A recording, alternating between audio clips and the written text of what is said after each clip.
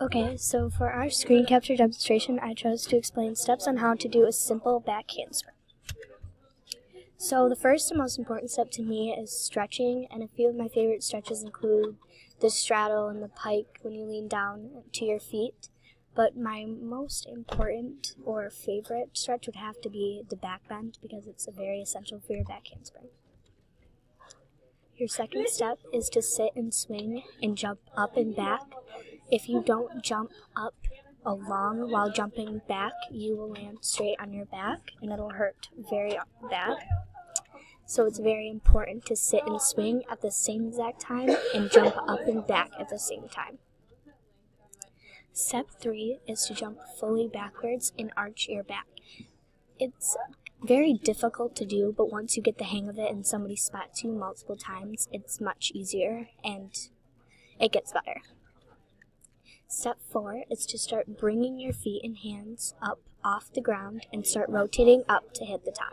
At this point, both your hands and feet should both be off the ground and you should be completely in a back bend.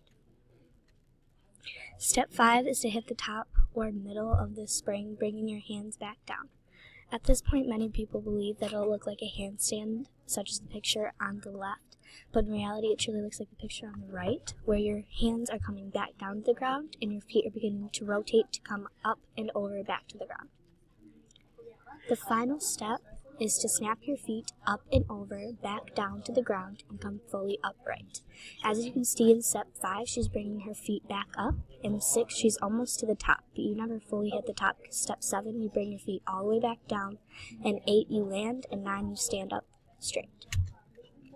How not to do a handspring is around other people, because that puts you and the other person in danger, and you could both ultimately get hurt. And you also shouldn't do it if you don't know what you're doing, and you always have to make sure you have confidence and not to back out at the last second, because that could hurt your spot and yourself. So all steps together should look like this. A is your sit and swing, B is your jumping back, C is your hands hit, D is the middle, E is on your way back down, and F is your landing. So for my conclusion, there are many difficulties and complexive steps that go into a back handspring but these should not make you scared to try one. They are personally one of my favorite things to do, so I challenge you to learn more about them. And don't just throw one. Get spotted and practice. You will eventually get it. Don't give up. But make sure you definitely have some experience. Don't just try and throw one. Make sure you do have a spot. But in my opinion, they're very fun. Thank you.